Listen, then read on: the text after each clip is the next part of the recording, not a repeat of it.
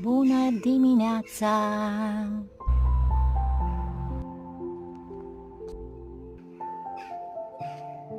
Au înflorit macii, am câțiva maci, dar sunt florile mele preferate.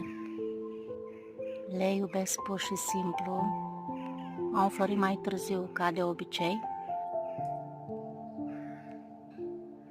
O splendoare! Vă doresc o duminică binecuvântată!